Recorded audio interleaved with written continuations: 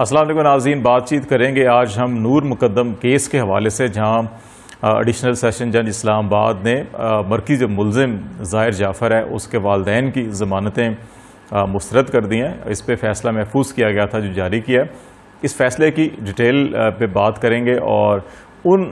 وجوہات کا جائزہ لیں گے جن کی بنیاد پر ضمانت مسترد کی گئی، اور اس میں جو سب سے اہم بات ہے وہ یہ ہے کہ عدالت نے یہ قرار دیا ہے کہ ملزم کے والدین تمام تب صورتحال سے آگاہ تھے اور ملزم سے رابطے میں تھے، اور انہوں نے سہولت کار کا کام کیا ریدر دین کہ وہ پولیس کو انفارم کرتے، اور بر وقت جو ہے کہ پولیس پہنچ کر وہاں پہ نور مقدم کو بچا سکتی تھی، لیکن والدین نے نہ صرف جو ہے کہ سہولت کار کا کام کیا بلکہ بعض حقائق چھپانے کی بھی کوشش کی، اور اس کے اندر انہوں نے ڈیٹیل میں فیصلہ جاری کیا ہے۔ اس کے اوپر بات کریں گے۔ اور ایک معاملہ جو ہے دوسرا افسوسناک واقعہ پیش آیا رحیم یار خان کے قریب، ایک گاؤں ہے بھونگ، وہاں پر جہاں پہ ہندو ٹیمپل کو کچھ جو شرپسند عناصر ہیں، مظاہرین ہیں، انہوں نے حملہ کیا اور اس کو نقصان پہنچایا۔ اس پر پرائم منسٹر نے بھی اس کا نوٹس لیا تھا اور قانون نافذ کرنے والے اداروں کو فوری کارروائی کا حکم دیا، اور ٹیمپل کی بحالی جو ہے وہ حکومت نے اپنے ذمہ لی، اور اس کے ساتھ ساتھ اس کے تحفظ کے حوالے سے بھی پنجاب پولیس کو اقدامات کی ہدایت کی گئی ہے، ضلعی انتظامیہ کو بھی۔ اس کے علاوہ ڈاکٹر رمیش کمار جو ہندو کونسل کے چیف آرگنائزر بھی ہیں، انہوں نے بھی چیف جسٹس آف پاکستان سے ملاقات کی۔ چیف جسٹس گلزار احمد نے اس کا فوری نوٹس لیا اور آئی جی پنجاب اور چیف سیکرٹری پنجاب کو اسلام آباد طلب کیا سپریم کورٹ میں، اور ان سے کہا گیا کہ وہ بھی اس واقعے کی تمام رپورٹ لے کر آئیں۔ تو ان دو حوالوں سے آج ہم بات چیت کریں گے۔ پہلا معاملہ جو ہے نور مقدم کیس کا ہے، اور اس میں جیسے کہ یہ واقعہ پیش آیا، اس کی سنگینی اور اس کے تمام تر جو ڈیٹیلز ہیں وہ میڈیا کے اندر روزانہ شیئر کی جا رہی ہیں۔ سوشل میڈیا کے اوپر بڑی ایک خاص کمپین چلائی جا رہی ہے جس میں ملزم کو سزا کے حوالے سے بات کی جا رہی ہے۔ کچھ حلقوں میں سٹارٹ میں یہ تاثر دینے کی کوشش کی گئی کہ ملزم جو ہے وہ ذہنی مریض ہے، یا وہ نشے کا عادی ہے، یا وہ نفسیاتی مریض ہے، اور اس طرح سے اس کو بچانے کی کوشش کی گئی تھی۔ لیکن اب جو ہے اس قسم کی جو تمام جو کوششیں تھیں وہ بالکل رائے گاہ گئی ہیں، اور جو ابھی جو پولیس نے تمام شواہد جو اب تک اکٹھے ہوئے ہیں اور جو تفتیش ہوئی ہے اس کی روشنی میں جو عدالت کو چیزیں پیش کی تھیں، شواہد پیش کیے گئے تھے، رپورٹ پیش کی گئی تھی،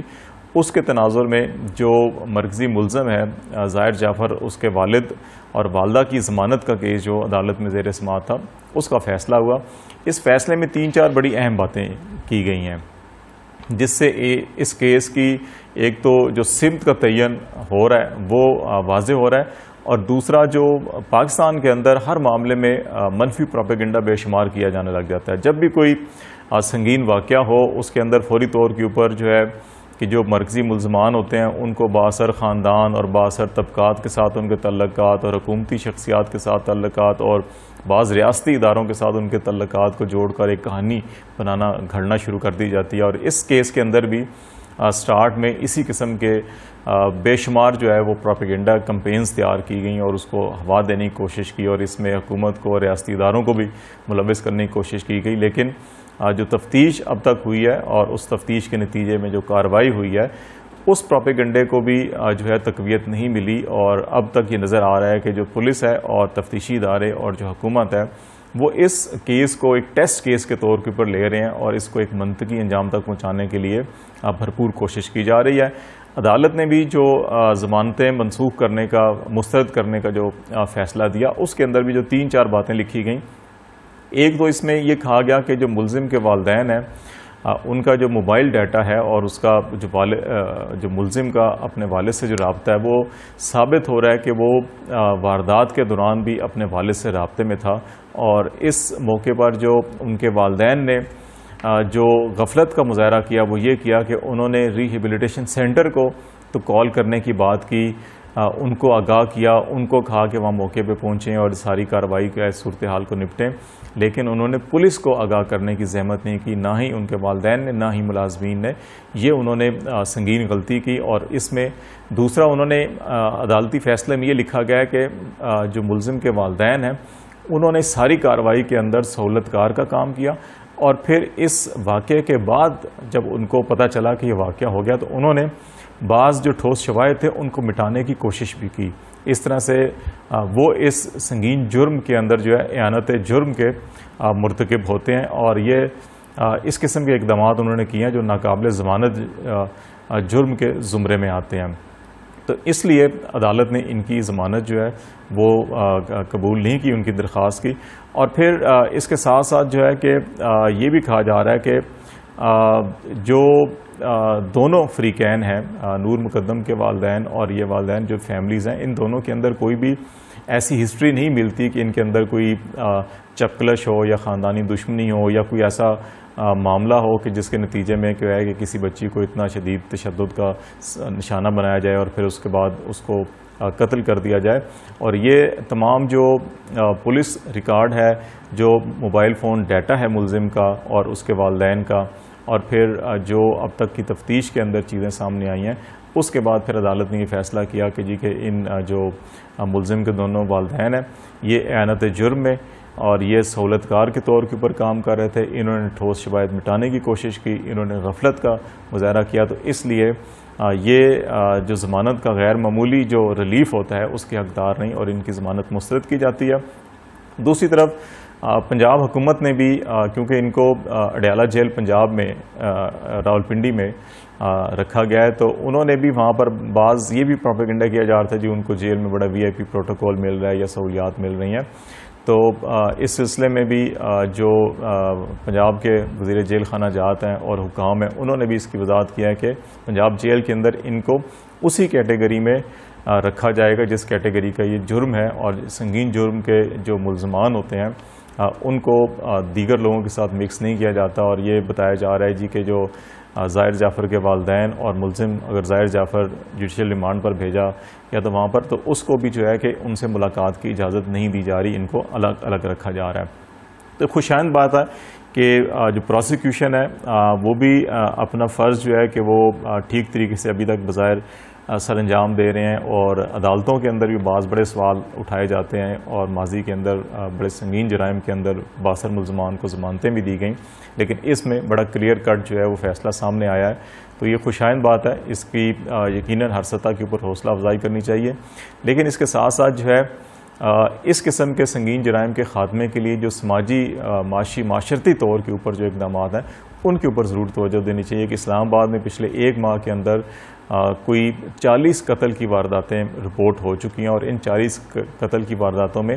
8 ایسے واقعات ہیں جہاں خواتین کے ساتھ زیادتی کی گئی اور ان کو قتل کیا گیا۔ اور پچھلے ہفتے اسلام آباد سے ہی ایک بوری بند لاش ملی جو ایک خاتون کی لاش تھی، اور وہ تقریباً 2 دن پرانی بتائی جاتی ہے پولیس کے مطابق، اور اس کی بھی ابھی تفتیش چل رہی ہے، اس کا پوسٹ مارٹم ہو چکا ہے، اس کی شناخت کا عمل جو ہے ابھی جاری ہے، پولیس کے مطابق اس کی ابھی تک شناخت نہیں ہو سکی۔ تو یہ جو سنگین نوعیت کے واقعات ہیں ان کی روک تھام کے لیے حکومت قانون جتنے مرضی سخت بنا لیے جائیں، حکومتی ادارے جتنے زیادہ ایفیشینٹ ہوں، لیکن جب تک ہم معاشرے کے اندر سماجی اخلاقی اقدار کو ٹھیک نہیں کریں گے، بچوں کی تربیت صحیح سمت میں نہیں کریں گے، اور دولت، طاقت اور نشے کا جو ہے کہ ایک استعمال بیجا استعمال جس طرح سے ہوتا ہے اس کے اوپر قابو نہیں پائیں گے، تو اس قسم کے جرائم جو ہے قابو نہیں پایا جا سکے گا۔ دوسرا معاملہ افسوسناک واقعہ ہے رحیم یار خان کے علاقے بھونگ میں۔ پاکستان کے اندر پاکستان کا کانسٹیٹیوشن، پاکستان کے قوانین جو ہیں وہ تمام پاکستان کے شہریوں کو بلا رنگ و نسل تفریق کے، بلا کسی مذہب اور سیکٹ کے تفریق کے جو ہے کہ وہ مساوی حقوق فراہم کرتے ہیں۔ کانسٹیٹیوشن کا آرٹیکل 25 جو ہے وہ تمام شہریوں کو بالکل ایکول سٹیٹس دیتا ہے، لیکن بدقسمتی سے پاکستان کے بعض علاقوں کے اندر جو ہے کہ جو الٹریٹ لوگ ہیں یا تھوڑے سے جن گمراہ کہہ لیں کہ ان کی شاید تعلیم و تربیت ٹھیک سے نہیں ہو سکی، وہ اس قسم کے واقعات پیش آتے رہتے ہیں کہ جہاں پہ جو غیر مسلم پاکستانی شہری ہیں ان کی عبادت گاہوں کو نشانہ بنایا جاتا ہے، اور پاکستان کے آئین کے اندر اور قانون کے اندر بعض لوگ جو ہے کہ وہ توہین مذہب یا توہین رسالت کے قانون کے اوپر انگلی اٹھاتے ہیں، لیکن پاکستان میں یہ جو قانون ہے یہ تمام مذاہب کے حوالے سے ہے، اور ماضی میں بھی سندھ کے اندر اس قسم کے جب واقعات ہوئے تو ان افراد کے خلاف توہین مذہب کے مسلمانوں کے خلاف مقدمات درج ہوئے اور ان کے خلاف قانونی کارروائی کی گئی، اور اس واقعے کے اندر بھی پرائم منسٹر نے فوری طور کے اوپر اس کا نوٹس لیا اور کہا کہ اس میں جتنے بھی جو ملزمان ہیں ان کے خلاف مقدمات درج کیے جائیں، ان کو گرفتار کیا جائے، اور جو ٹیمپل ہے، مندر ہے، اس کی حفاظت کو یقینی بنایا جائے، اور اس کی بحالی کے حوالے سے بھی اقدامات کیے جائیں. اسی طرح ڈاکٹر رمیش کمار نے chief justice of Pakistan justice Gulzar Ahmed سے ملاقات کی. انہوں نے بھی ان سے کہا کہ وہ اس کا نوٹس لیں اور اس کے اوپر جو ہے کہ وہ ایکشن لیا جائے. تو چیف جسٹس آف پاکستان نے بھی اس کا فوری نوٹس لیا اور جو ہے یہ آئی جی پنجاب اور چیف سیکرٹری پنجاب کو 6 اگست کو اسلام آباد سپریم کورٹ میں طلب کیا ہے کہ وہ اپنی تمام رپورٹ لے کر آئیں کہ اس وقت کیا یہ واقعہ پیش کیسے آیا اور کیا کیا کارروائی کی گئی, اور یقیناً اس کے اوپر جو عدالت ہے وہ بھی احکامات جاری کرے گی. پاکستان کے اندر سرکاری سطح کے اوپر بھی اور غیر سرکاری سطح کے اوپر بھی متعدد کوششیں یہ کی جا رہی ہیں جو مذہبی ہم آہنگی کے حوالے سے. اگر کہیں جو پاکستان میں کچھ پاکٹس ہیں جہاں پر اس قسم کے واقعات رونما ہوتے رہتے ہیں جو افسوسناک ہیں, اور اس میں ریاستی اداروں نے اور ریاست نے ایک ذمہ دارانہ کردار ادا کیا, اور ابھی بھی ہر سطح کے اوپر مختلف جو اویئرنیس کمپینز اور پروگرام جو ہیں وہ چل رہے ہیں جہاں پہ مذہبی ہم آہنگی کے حوالے سے بات کی جاتی ہے. تو اس میں ہمیں جو ہے قانون ہاتھ میں نہیں لینا چاہیے. اگر کہیں کوئی توہین مذہب کا واقعہ پیش آتا ہے, اگر کہیں کوئی اس قسم کی شکایت ہوتی ہے کہ کسی شخص نے یا کسی فرد یا گروہ نے کسی بھی مذہب کے حوالے سے, خواہ وہ مسلمانوں کے حوالے سے اسلام ہو یا کوئی اور مسیح ہو یا ہندو ہو یا کوئی دیگر مذاہب ہوں, اس حوالے سے کوئی بھی شکایت ہو تو وہ متعلقہ جو قانون نافذ کرنے والے ادارے ہوتے ہیں, اتھارٹیز ہیں, ان سے رجوع کرنا چاہیے. انسان کو از خود جو ہے کہ وہ سم ٹائم ایسا ہوتا ہے کہ اطلاعات غلط دی جا رہی ہوتی ہیں, پروپیگنڈا کیا جا رہا ہوتا ہے اپنے بعض ذاتی مقاصد کے لیے, کسی ایک فریق کو نقصان پہنچانے کی غرض سے اس کو پھر کسی اسلام یا مذہب یا کسی دین یا کسی توہین مذہب کے ساتھ جوڑ دیا جاتا ہے تاکہ وہ اپنے مقاصد حاصل کی جا سکیں. لیکن جب تحقیقات ہوتی ہیں تو اس میں ایسی چیزیں سامنے نظر بھی نہیں آتی. دا موسٹ ریسنٹ واقعہ جو ہے وہ رکن صوبائی اسمبلی نذیر چوہان کا ہے, جو پی ٹی آئی کے ممبر تھے اور جہانگیر خان ترین کے ساتھ وابستہ تھے گروپ میں, اور انہوں نے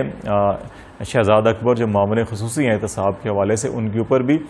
مذہب کے حوالے سے بڑے سنگین الزامات عائد کر دیے تھے. سوشل میڈیا کے اندر رپورٹ بھی ہوئے, اور جب شہزاد اکبر نے ان کے خلاف کیس کیا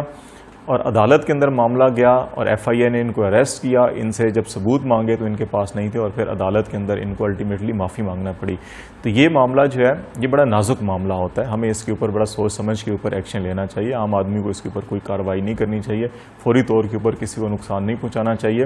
کہ رکن صوبائی اسمبلی جیسا پڑھا لکھا شخص, سمجھدار شخص, عوامی نمائندہ شخص جو ہے, اگر وہ کسی کے اوپر تہمت لگاتا ہے یا الزام لگاتا ہے تو ان کے فالوورز یقیناً ان کے حلقے کے اندر ہزاروں لوگ ہوں گے. کیا ان کے بیان کے اوپر یہ ہزاروں لوگ لاٹھیاں اٹھا کے, ڈنڈے اٹھا کے کسی کے خلاف چل پڑتے اور اس کے اوپر حملہ کرتے؟ تو آج نذیر چوہان صاحب کو عدالت کے اندر جا کے معافی مانگنا پڑی. تو ہمیں یہ دیکھنا چاہیے کہ ہمیں جو اطلاع دے رہے ہیں کیا اطلاع ٹھیک ہے یا نہیں ٹھیک ہے, اور پھر اس کے بعد وہ معاملہ جو ہے متعلقہ قانون نافذ کرنے والے اداروں, پولیس ہے, ڈسٹرکٹ انتظامیہ ہے, وہاں تک پہنچانا چاہیے. وہ پھر اس معاملے کو ٹیک اپ کریں گے, وہ جو عوامی شکایات ہیں ان کی تحقیقات کریں گے. اگر ٹھیک ہوئی تو ان کے خلاف کیس ہوگا, ٹھیک نہ ہوئی تو وہ بے گناہ لوگ جو ہیں جو پاکستانی شہری ہیں, خواہ ان کا مذہب کوئی بھی ہو, مسلک کوئی بھی ہو, رنگ نسل کوئی بھی ہو, قوم کوئی بھی ہو, تو ان کو نقصان نہیں پہنچنا چاہیے. تو ہماری قوم کو یہ سوچنا چاہیے, عوام علماء کرام کو بھی اس چیز کے اوپر غور کرنا چاہیے اور آگہی میسیج دینا چاہیے. ہمارے جو سیاسی رہنما ہیں ان کو بھی, جو اوپینین میکرز ہیں, رائے ہموار کرتے ہیں میڈیا کے اندر, ان کو بھی یہ میسیج دینا چاہیے کہ ہمیں ہر سنی سنائی بات کے اوپر لاٹھی ڈنڈے اٹھا کے نہیں بھاگ دوڑنا چاہیے, بلکہ اس کی تحقیق کرنی چاہیے, اور تصدیق ہونے کی صورت میں بھی ہمیں قانون نافذ کرنے والے اداروں سے رجوع کرنا چاہیے. وہ پھر اس کی ان ڈیپتھ تحقیقات کر کے جو بھی نتائج ہوں اس کی روشنی میں کارروائی ہو تو زیادہ بہتر ہے. قانون ہاتھ میں لینا کسی طور کے اوپر بھی ٹھیک نہیں, اس کی ہر سطح کے اوپر مذمت ہونی چاہیے.